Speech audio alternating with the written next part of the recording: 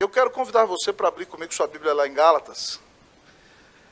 Nós vamos ler no capítulo 6, faltam 2 sermões, então esse vai ser o penúltimo, para concluir a exposição da carta de Paulo aos Gálatas. Eu vou pregar neste domingo e depois em 2 domingos mais, para concluir a nossa exposição. Gálatas, capítulo de número 6.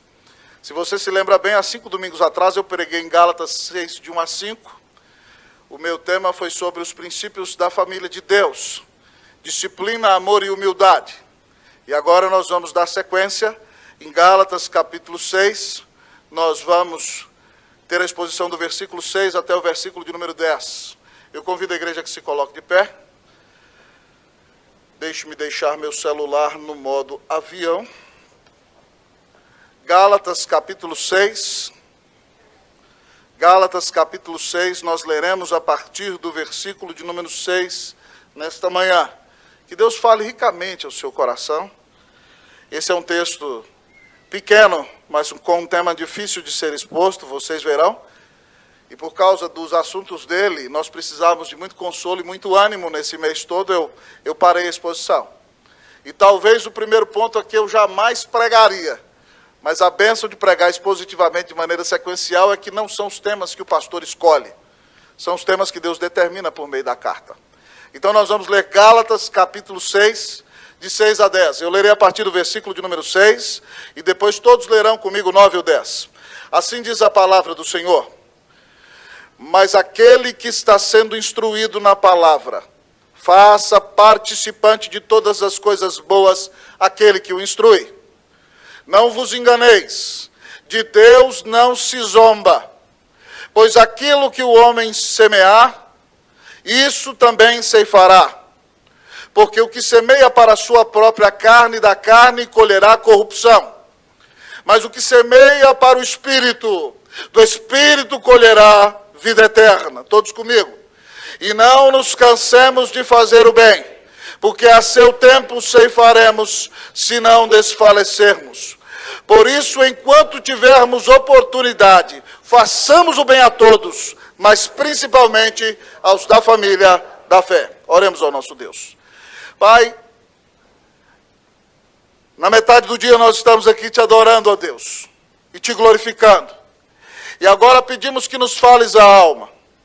O Senhor quis que a igreja presbiteriana unida nesse ano fosse uma igreja mais centrada no Evangelho de Cristo. Por isso o Senhor colocou o texto de Gálatas no nosso coração, para mostrar para a igreja que o que de fato importa para o Senhor é que ela esteja firmada no teu Evangelho, na tua palavra. Ó Deus, ó Pai, porque se ela tiver todas as outras coisas, mas estiver longe do Evangelho e longe da tua palavra, ela é infiel ao Senhor. Mas o Senhor tem nos mostrado que nos justificou pela graça mediante a fé em Cristo Jesus. Que salvação maravilhosa nós temos recebido. E por causa dessa salvação, o Senhor nos ensina a viver para Ti. Na última mensagem de Gálatas, há um mês, estudamos sobre os princípios da família de Deus, a disciplina, o amor e a humildade. Agora, Deus, precisamos continuar aprendendo. Fala ao nosso coração. Deus, o Senhor sabe que aqui está talvez um tema que eu não escolheria expor jamais por mim mesmo, dentro desse capítulo, mas está na Tua palavra e o Teu povo precisa, porque o Senhor colocou aqui. Então, dá-nos graça para pregar com amor e com compromisso de fidelidade ao Senhor. E que o rebanho abra o coração, entendendo que na Igreja Reformada nós acreditamos que quando a palavra é exposta com fidelidade, quem fala conosco não é o pastor. Quem fala conosco é o Senhor Jesus, por meio das Escrituras. Então, Deus, exalta Cristo. Ser propício a mim, pecador, ó Deus. Ser propício a meus irmãos. Fala conosco e nos abençoa. Nós oramos em nome de Jesus. Amém. Assentai-vos, amados irmãos e irmãs.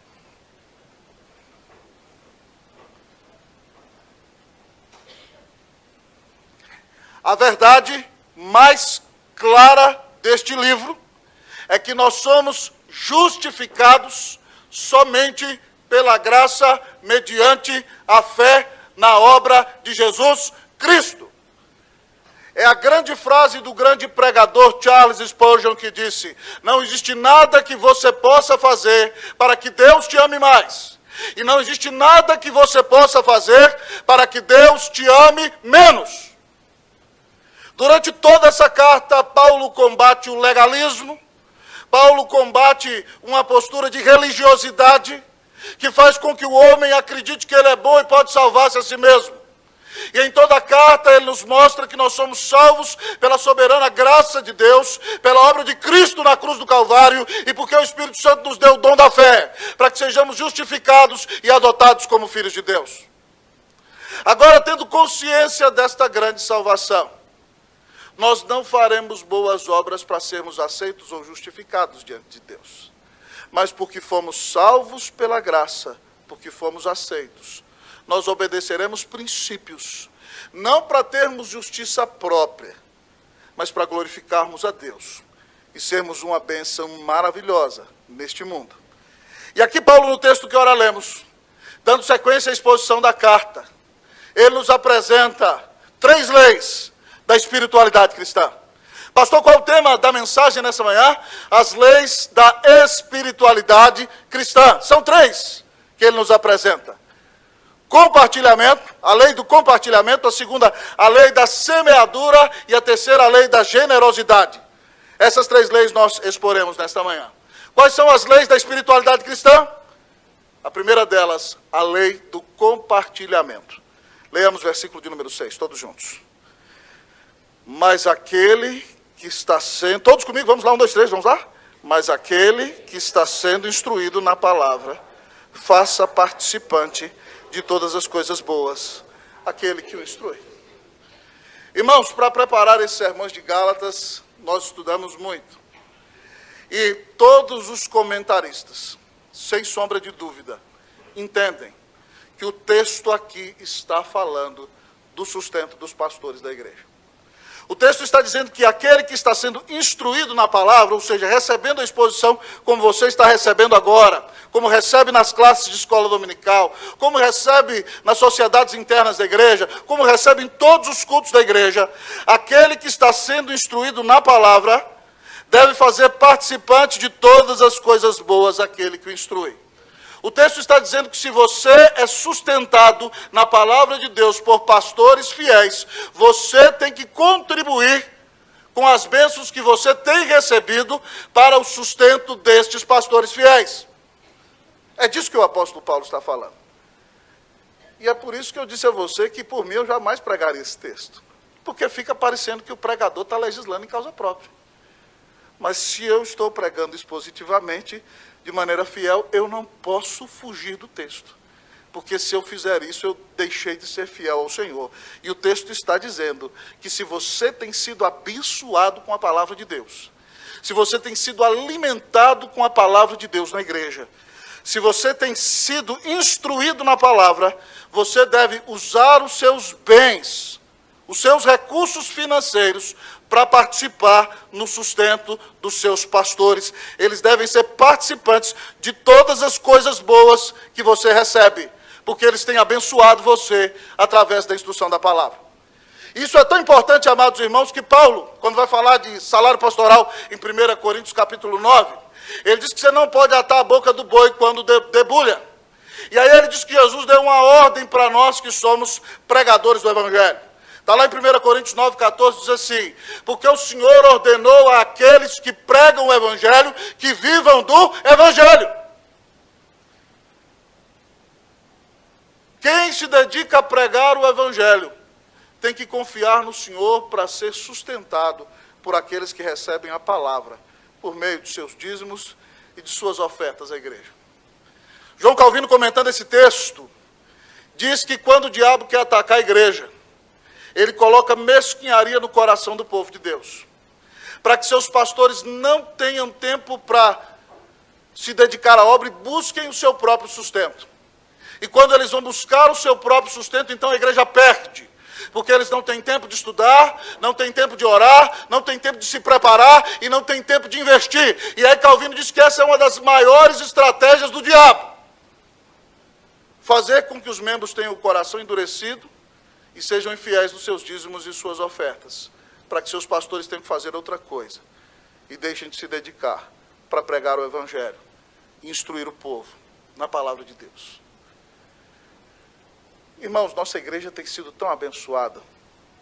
Hoje nós temos, para a honra e para a glória do Senhor Jesus, 1, 2, 3, 4 pastores, um licenciado, 2 seminaristas, um missionário só na sede. Para a glória e para a honra do nome do Senhor Jesus, nosso número de missionários tem multiplicado. Há 4 anos atrás nós sustentávamos 7 famílias missionárias. Hoje nós sustentamos 15 famílias missionárias. E estamos querendo mais 2. Já acertamos com o presbítero Roberto aí, né, presbítero Roberto? Mais 2 projetos até o fim do ano. Para que o reino de Deus avance e nós sejamos mais abençoados, todos nós temos que ser fiéis na contribuição de nossos dízimos e ofertas. E o sistema presbiteriano usa um texto para estabelecer a diferença entre o presbítero docente e o presbítero regente, que está em 1 Timóteo 5,17, e eu creio que aqueles dons são especificamente o dom de todos os presbíteros docentes, mas principalmente daqueles que têm a responsabilidade de serem pastores titulares também da igreja. O texto diz em 1 Coríntios 5,17, devem ser merecedores de dobrados honorários, aqueles presbíteros que presidem bem, especialmente aqueles que se afadigam na palavra e no ensino. E eu não vou comentar esse texto, para não dar vazão a nenhum pecado do seu coração. Pastor, então o que eu tenho que fazer? Ouvir a advertência lá de Malaquias 3,10. Trazei todos os dízimos à casa do tesouro, e provai-me nisso, diz o Senhor dos Exércitos, senão vos abrirei as janelas dos céus, e derramarei sobre vós bênçãos sem medida. Se o Senhor te salvou, o dinheiro não pode ser o seu Deus. Você não pode ser infiel nos seus dízimos e nas suas ofertas. Se você quer ver o reino de Deus avançar, se você quer ver a nossa igreja expandir e alcançarmos tudo aquilo que o Senhor tem para nós, o Senhor Jesus Cristo tem que ser o rei do seu coração. Que Deus te dê a bênção do compartilhamento. Amém, meu irmão? Primeira lei, lei da espiritualidade cristã, é a lei do compartilhamento. Cristo compartilhou sua vida na cruz do Calvário para pagar os nossos pecados. Paulo diz que ele, sendo rico, se fez pobre para que nós, pobres, nos tornássemos ricos. Se ele compartilhou a vida dele, que você esteja disposto não a compartilhar somente as suas finanças, mas seus dons, seus talentos, a sua vida, para a honra e para a glória do nome de Jesus. Amém! Pastor, que outra lei da espiritualidade cristã o texto tem para nós? Primeira delas, compartilhamento. A segunda lei, a lei da semeadura. Qual é a segunda lei da espiritualidade cristã? A lei da semeadura. Vamos ler, irmãos, versículos 7 e 8. Eu vou ler o 7 e a igreja o 8. Não vos enganeis, de Deus não se zomba, pois aquilo que o homem semear, isso também ceifará. Vocês o 8.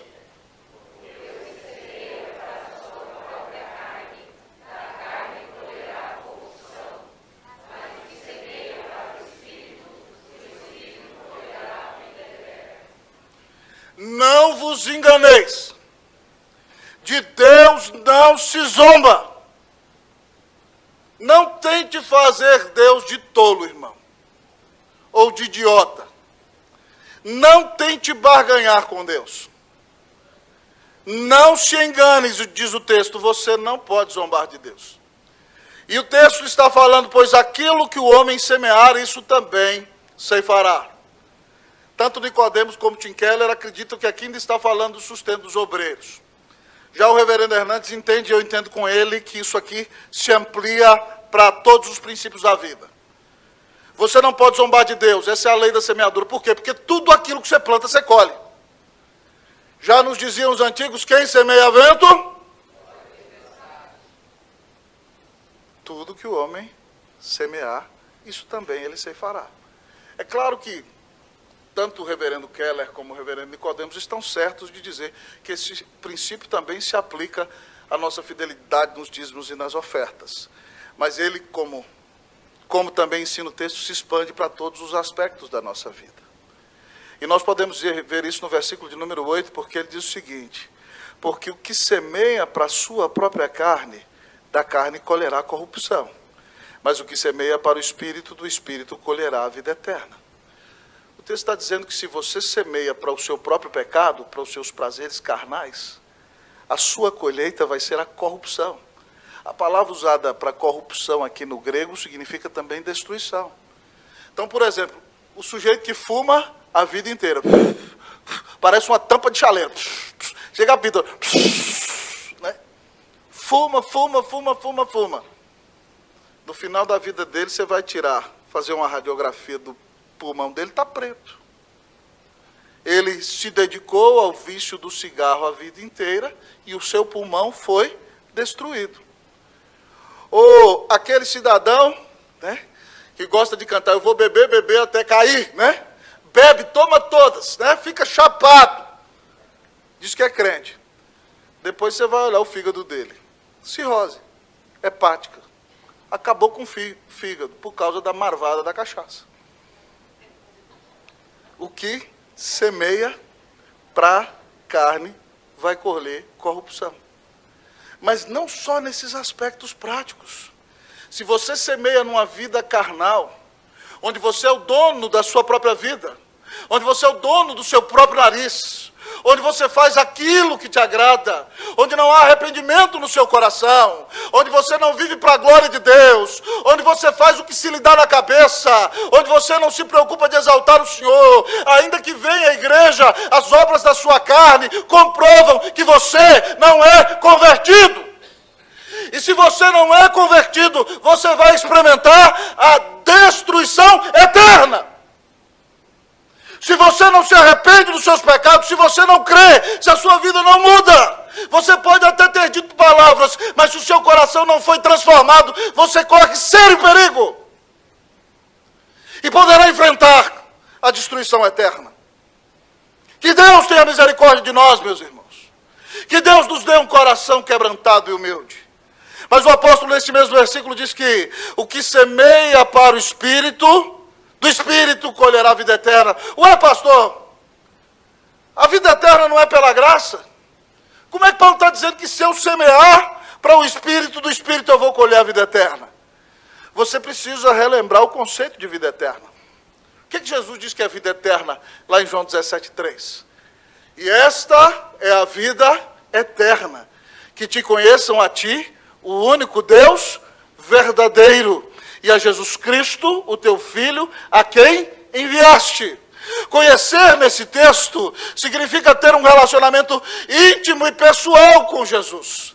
Você foi salvo pela graça mediante a fé. Mas se você semeia para o Espírito, ou seja, se você é alguém que ama ouvir as Escrituras, se você memoriza as Escrituras, se você ama sermões bíblicos, se você tem uma séria vida de oração dentro de casa, se você cultua o Senhor, se você busca viver uma vida piedosa, se você adora a Deus em Espírito e em verdade, você vai semear para o Espírito.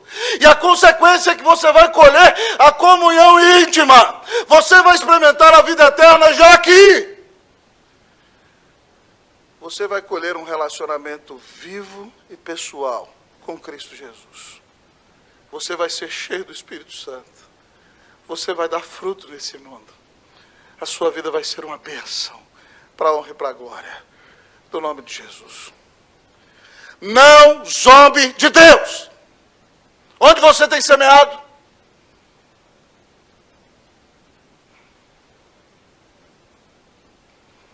Há aproximadamente 20 anos atrás, irmãos, um cidadão que já não vive mais, sentado na minha frente, numa situação de grande vergonha, um homem que tinha talvez 2 anos mais do que eu tenho hoje, ladeado pela sua esposa, chorava na minha frente, dizendo que tinha vivido uma vida de adultério e tinha engravidado a mulher com a qual adulterara. E agora seria obrigado a assumir aquela criança. A mulher daquele senhor ao meu lado, desolada. Ele semeou para a carne. Isso trouxe sérios problemas para o relacionamento dele com a esposa, com seus filhos. Sem contar que teve que registrar e admitir a outra filha. Uma filha com a qual não conviveu dentro de casa, que não desfrutou do amor todo dia do seu pai e que, portanto, não experimentou a verdadeira alegria do que é uma verdadeira família. Uma das cenas mais tristes que eu já vi. Um homem prostrado que não sabia literalmente onde enfiar a cara. Porque quem semeia para a carne, colhe destruição. O que você tem semeado?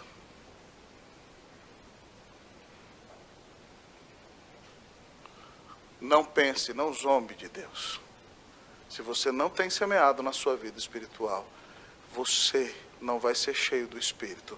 Sua vida não vai ser uma bênção. E você não fará a diferença. Nessa manhã, se arrependa dos teus pecados. Peça perdão ao Senhor pelo egoísmo que ainda há no seu coração. Peça perdão quando você não vive para a glória de Deus.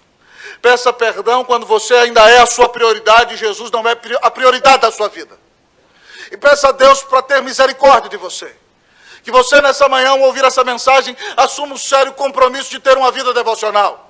Diante de todas as coisas do seu dia, levantar de manhã, ler as Escrituras, orar e conversar com seu Deus. De separar tempo, talvez para ouvir o sermão de domingo de novo e compartilhá-lo com alguém. De participar de um dos grupos familiares da igreja. De fazer um momento devocional na sua casa. Semeie para o Espírito. E você vai colher um relacionamento vivo e pessoal com Cristo Jesus. Que Deus faça dos membros da Igreja Unida verdadeiros semeadores da vida espiritual. Amém, meus irmãos? Que nós colhamos para a vida eterna, para a honra e para a glória do nome de Jesus. Você tem obedecido às leis da espiritualidade cristã?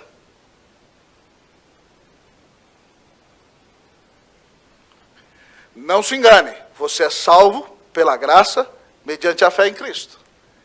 Mas para vivermos para a glória e para a honra do Senhor, nós temos que lançar mão das leis da espiritualidade cristã. A primeira delas, a lei do compartilhar. A segunda, a lei da... Qual então é a terceira lei da espiritualidade cristã? Em último lugar, o texto nos diz nesta manhã. A lei da generosidade. Qual é a terceira lei da espiritualidade cristã? A lei da generosidade. Diga aí para o seu irmão. Seja generoso, fala para ele. Deixe de ser murrinha, fala para ele. Deixe de ser tacanho. Que Deus faça de você alguém generoso. Seu Marcílio, abra a mão, né? Que Deus abençoe a sua vida. Em nome de Jesus. Vamos ler aqui versículos 9 e 10. Eu lerei o 9 e a igreja 10. E não nos cansemos de fazer o bem.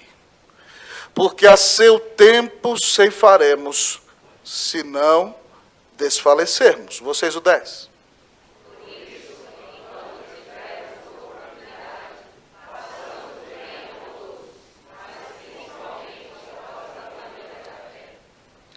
O texto agora nos apresenta em terceiro lugar a lei da generosidade. Ele diz que nós devemos ser perseverantes nessa lei. Diz o texto, não se canse de fazer o bem. Talvez você pode fazer o bem 1, 2, 3, 4, 5 vezes para uma pessoa e a pessoa continua com o coração fechado para você. Humanamente falando, ninguém aguenta, meu irmão. Você tenta fazer o bem para a pessoa 1 vez, 2 vezes, 3 vezes, 5, 10 vezes, a pessoa continua com o coração fechado para você. Ah! Vai dormir! É o mínimo que você fala. Alguém pensou outra coisa, é? Mas o texto está dizendo que não é por causa da pessoa, por causa da glória de Deus, nós devemos ser perseverantes na nossa generosidade. O Senhor Jesus está dizendo, não se canse de fazer o bem. Na hora certa você vai colher. Então, para ser generoso, você precisa entender que tem que perseverar nessa generosidade. Mas o texto diz o seguinte, que nós devemos também aproveitar todas as oportunidades para sermos generosos. Diz aqui, por isso, quando tivermos oportunidade, façamos o bem. Não é todo dia que você tem oportunidade. Tem dia que alguém pede uma ajuda para você, você está liso, leso e louco e ainda te falta um pouco. Não tem nada. Então não tem como, né? Tem dia que você não tem oportunidade. Mas quando você tem oportunidade, abre a mão e abre o coração. É isso que o texto está dizendo. Por isso, enquanto tivermos oportunidade, façamos o bem. Mas, pastor, a quem devemos fazer o bem? A todos. Nossa vida tem que abençoar a todos aqueles que estão próximos a nós. A todos aqueles que se relacionam conosco. Mas o texto estabelece uma prioridade. Se você tiver a oportunidade de abençoar alguém que é ímpio e vive servindo ao diabo, e alguém que anda com Jesus e é seu irmão em Cristo, a quem você deve abençoar? O texto diz aqui: por isso, enquanto tivermos oportunidade, façamos o bem a todos, mas principalmente aos da família da fé. João, amados irmãos, e Tiago, irmão de Jesus, são muito claros. Se você vê o seu irmão passando dificuldade, e você tem como ajudá-lo, e ele vem te pedir ajuda, e você fala: que Deus te abençoe, vou orar por você. Como pode o amor de Deus morar no seu coração? Falsa espiritualidade miserável. Que Deus o abençoe. Chega a cantar assim: oh, você vê uma auréola na cabeça, santa hipocrisia. Se você tem a oportunidade de abençoar aquele que é seu irmão, como é que você vai fechar o coração para ele? E o texto está falando de atitudes e também com as nossas finanças. Nós temos que abrir mão, irmãos, desse Deus maldito chamado Mamon. Esse é um grande desafio. E o nosso paradigma é Jesus, porque ele, sendo o maior e o mais rico de todos, deu o maior tesouro que tinha, a sua própria vida, para salvar o seu povo. Ele generosamente entregou, para fazer de nós, que éramos miseráveis, pobres, cegos e nus, ricos aos olhos de Deus, lavados pelo sangue do Cordeiro. Eu vou contar um testemunho para vocês aqui, não é para dizer que eu sou bom não, porque eu não valho nada. Mas é para que a gente entenda como Deus às vezes funciona, como Ele faz as coisas. Deus me tem dado a bênção de ofertar algumas vezes. E às vezes Deus tem me dado essa bênção, e eu oferto, e o que eu recebo é a simples alegria de ofertar para um missionário, para alguém que estava passando necessidade. Nós acreditamos que a teologia da prosperidade é maldita. Porque a teologia da prosperidade diz que se você dá 10, Deus tem a obrigação de te dar 1000. E Deus não tem a obrigação de te dar nada. Porque Ele já te deu de graça a maior de todas as bênçãos, que é a salvação eterna e a bênção de Cristo Jesus.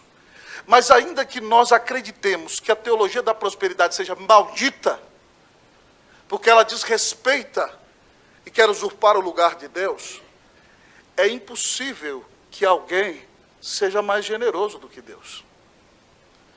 E o texto está dizendo o seguinte: se você fizer o bem, a seu tempo você vai ceifar. Tem dia que Deus te chama para ofertar, para você se alegrar no prazer de ofertar, e para demonstrar que Cristo é o Senhor do seu coração, e você não adora o Deus dinheiro. Mas Deus, pela sua graça, diz que quando você semeia, Ele te dá a bênção de colher. E nós rejeitamos teologia da prosperidade. Há mais ou menos 2 meses atrás, eu estava juntando dinheiro para aquela promoção de livros da editora Cultura Cristã. A editora Cultura Cristã é a que publica os livros de mais qualidade. E tem uns calhamaços teológicos lá que são assim, o sonho de consumo de qualquer pastor. E eu fui juntando. Eu falei, vou gastar no mínimo 700 conto. Mas graças a Deus, juntei alguns meses, sobrou. Faltava 1 semana para a promoção. Uma família missionária me procura, dizendo que tinha uma responsabilidade, algo para pagar acima de 2.000 e tantos reais. Me perguntando se eu podia ajudar. Eu falei, só tenho 700. Procurei nosso presbítero Roberto. Presbítero, como é que está aí o caixa das missões? Pastor, não tem nada não, está faltando. ele generosamente contribuiu mais ainda do que eu coloquei para abençoar aquela família. Eu falei, tá bom. Eu falei, graças a Deus existe cartão de crédito. Louvado seja Deus. Cuidado, hein? Cartão de crédito é perigoso. Não caia nesse engano. Mas eu fui para a editora. Só que agora eu não podia gastar mais 700. Eu falei, vou parcelar 300. Não vou comprar mais os livros que quero, mas está tudo bem. Fui lá com o meu cartãozinho. Chegando lá na editora, encontrei uma pessoa que não é membro da nossa igreja e que eu preguei em determinado evento de uma igreja de São Paulo muito maior do que a nossa.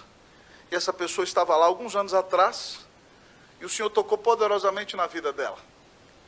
E ela, então, agradecida, veio me abraçar e falou assim, pastor, eu vou pagar seus livros. Eu falei, de jeito nenhum. Não, eu vou pagar. Ficou, não, vou, dei meu cartão, não vim aqui te pedindo livro, não quero. De jeito nenhum. Cabra macho, paguei meus livros. Tá? Voltei para casa feliz. Aquela pessoa ligou para a Elaine, falou, Elaine, me dá o Pix do pastor. Meus livros custavam 300, né? À tarde tinha 1.500 na minha conta. 1.500. O que eu fiz? Deus, vou ficar com meus 700. Os 800, pulverizei para os missionários. Não sou melhor do que ninguém, não. Aí os 800 não voltaram depois não, tá bom? Só para você entender. É pela alegria de dar. É pela alegria de dar. Não acho que é barganha. Se você entra para barganhar, você vai se dar mal. Mas o que eu quero dizer para você é o seguinte. É impossível que alguém seja mais generoso do que Deus. Então deixe de ser murrinha. Deus pode te dar mais amanhã. Talvez você está perdendo a oportunidade de abençoar a vida de alguém porque o dinheiro é seu Deus. E hoje o Senhor está te chamando a exercer a lei da generosidade. Ele disse que você tem que perseverar, continua firme na hora certa, na hora que Ele determinar. Você não precisa se preocupar disso. Ele cuida de você, na hora certa você vai colher. Aproveite todas as oportunidades para ser uma bênção. E abençoe principalmente seus irmãos em Cristo. Aqueles que são a família da fé. Porque Cristo foi generoso e deu a vida dele na cruz do Calvário. Porque o Pai foi generoso e amou tanto você que deu o único Filho dele na cruz do Calvário para que todo aquele que nele crê não pereça, mas tenha vida eterna. Se você se arrepender e crer na generosidade do Pai, na generosidade do Filho, você será salvo. Como alguém que foi salvo. Não viva como o diabo que quer amealhar tudo para si. Viva como Jesus, que deu sua vida para pagar os nossos pecados na cruz.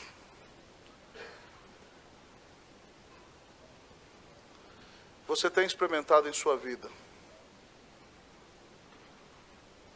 as leis da espiritualidade cristã? Você tem obedecido à lei do compartilhamento? Você tem experimentado o resultado da lei da semeadura? Na sua vida nós podemos perceber a lei da generosidade, porque você foi transformado por Cristo Jesus.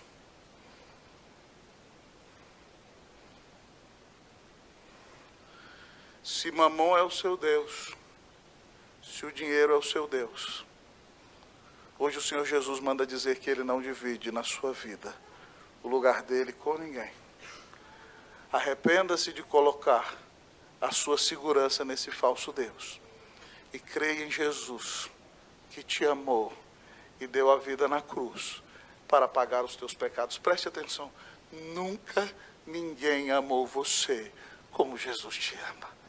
Ele deu a vida para desalojar a idolatria do seu coração, para que você viva todos os dias para a glória de Deus, sendo salvo pela graça, que compartilhamento, semeadura e generosidade sejam leis visíveis na tua vida, para a honra e para a glória do nome de Jesus. Que Deus nos abençoe. Amém.